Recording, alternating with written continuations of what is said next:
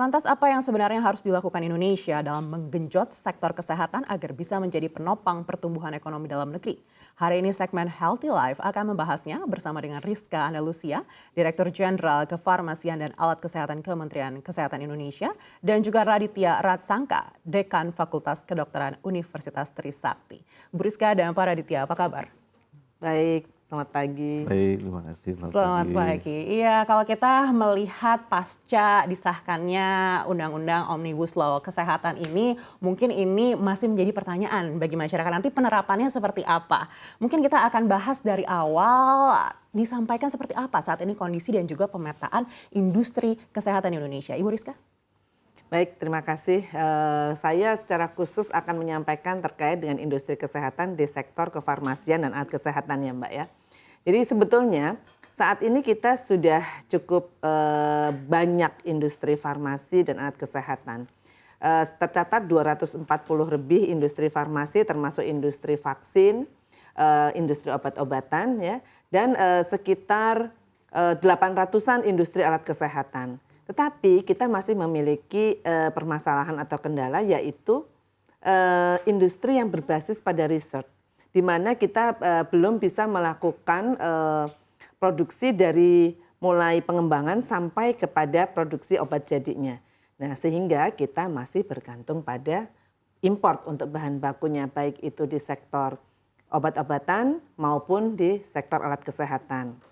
Nah, inilah yang kemudian kita lihat ketika pandemi kita mengalami sedikit guncangan ya terkait dengan shortage beberapa obat-obatan ya. Nah kemudian kita setelah pandemi ini kita menata dengan transformasi sistem kesehatan di Indonesia. Mungkin sudah dijelaskan ya oleh Pak Menteri ya terkait dengan agenda transformasi kesehatan di Indonesia. Salah satunya adalah transformasi yang pilar ketiga yaitu ketahanan di sektor kefarmasian dan alat kesehatan.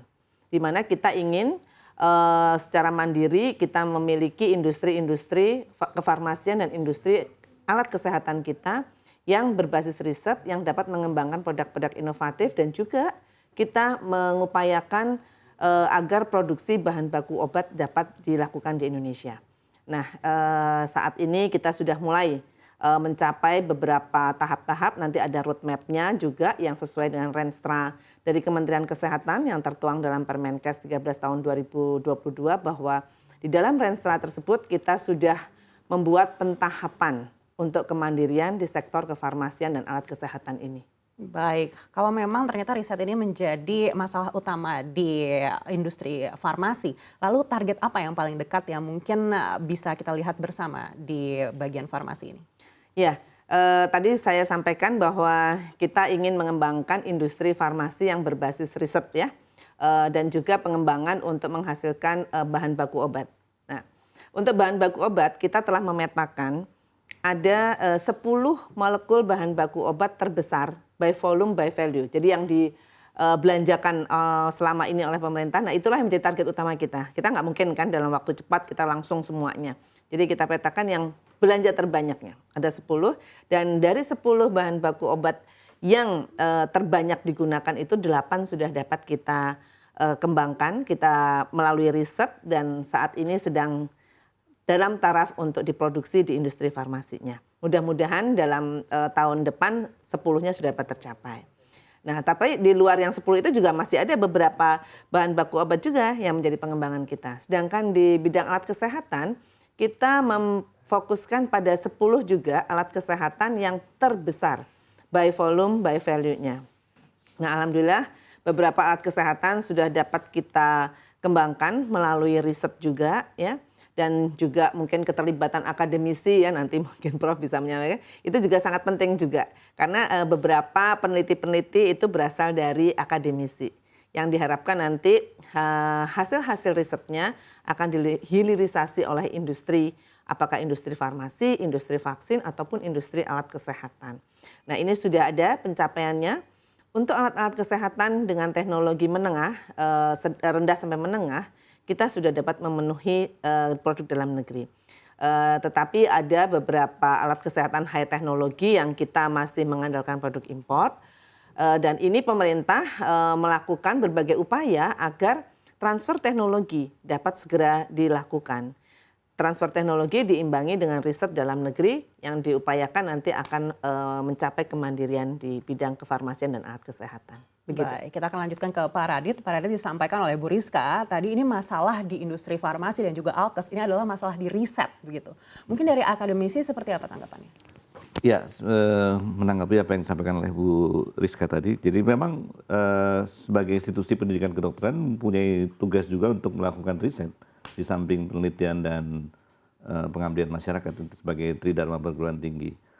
Nah, hanya masalahnya sekarang kita harus terus mendorong supaya riset-riset itu tidak saja di perguruan tinggi, tidak berhenti pada tahap skripsi, tesis, disertasi, publikasi, tetapi juga harus mencapai tingkat kesiapan teknologi yang tinggi sehingga nanti bisa berkolaborasi dengan industri farmasi dan Alkes untuk itu menciptakan suatu inovasi-inovasi yang bisa dirasakan manfaatnya oleh masyarakat. Gitu. Dan inilah yang harus kita terus dorong, termasuk juga barangkali nanti di dalam hal pendanaan mengenai riset itu nanti. Ya, mudah-mudahan kami bisa berkolaborasi dengan industri farmasi juga gitu ya. Karena memang terus terang kadang-kadang di perguruan tinggi kesulitannya adalah mengenai pendanaan untuk riset. Baik, tadi Bapak sampaikan kesiapan teknologi ini juga menjadi salah satu masalah. Apakah artinya kesiapan teknologi dan pendanaan ini menjadi masalah utama riset-riset kita kurang banyak di dalam negeri?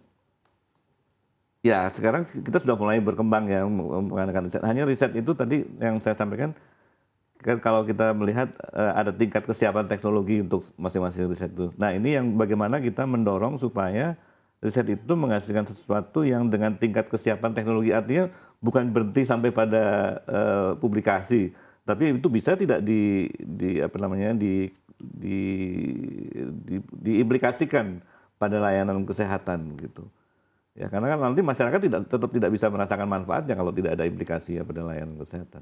Baik, kalau dari segi pendanaan ini mungkin masyarakat awam banyak yang tidak tahu. Sebenarnya sebesar apa sih dana yang dibutuhkan mungkin untuk agar bisa riset ini berkembang dengan dana yang cukup? Ya, besarannya berapa tentu tergantung apa yang mau kita kerjakan. Tapi terus terang riset kedokteran itu biasanya membutuhkan biaya yang cukup besar. Ya, termasuk misalnya kalau kami di perguruan tinggi untuk menugas belajarkan seorang staf untuk mengambil studi S3 gitu misalnya. Itu risetnya juga luar biasa biayanya. Yang itu juga harus ditanggung oleh peserta didik atau institusi yang menugaskan stafnya begitu. Baik, selama ini antisipasi apa yang dilakukan? Mungkin kerjasama dengan industri farmasi seperti yang tadi Bapak sampaikan, apakah ini memang salah satu yang digunakan untuk bisa mengatasi masalah pendanaan ini? Ya, itu salah satunya. Dan kami juga bekerjasama dengan lembaga-lembaga riset, jadi misalnya ada BRIN dan sebagainya itu. Yang kami memang sekarang kan ditugaskan oleh pemerintah untuk semua dikoordinasi dalam BRIN. Baik, kita akan coba tanyakan ke Bu Rizka. Bu Rizka, kalau tadi kata Pak Radit ini masalahnya terkait pendanaan juga begitu. Bagaimana pemerintah bisa menjadi penengah di sini untuk bisa memberikan pendanaan agar risetnya juga lebih banyak dan bisa digunakan juga untuk industri farmasi nantinya? Iya, sebetulnya tanggung jawab untuk pengembangan riset ini bukan hanya di pemerintah ya, meskipun pemerintah juga sudah memfokuskan, kita sudah punya BRIN ya, dan anggaran riset tahun ini sudah, kalau saya nggak salah sekitar 6 triliun untuk anggaran riset, tapi bukan hanya kesehatan saja ya Mbak ya, untuk seluruh riset. Nah, tetapi juga keterlibatan dari sektor swasta untuk melakukan riset pengembangan. Oleh karena itu kami juga mendorong ya kepada khususnya dari bidang saya sendiri, industri-industri farmasi dan alat kesehatan untuk juga berpartisipasi dalam kegiatan riset tersebut. Paling tidak untuk riset-riset yang sudah dihilir itu dapat dilakukan bersama kerjasama antara pemerintah dan swasta, antara akademisi dan industri farmasi. Sehingga peran dari swasta itu dapat lebih terasa dalam pengembangan riset-riset ini. Nah, hal tersebut sudah kami kuatkan dalam Undang-Undang Kesehatan Omnibus Law ini, di mana kita secara khusus Mbak, untuk memasukkan bab terkait dengan ketahanan di sektor kefarmasian dan alat kesehatan ini.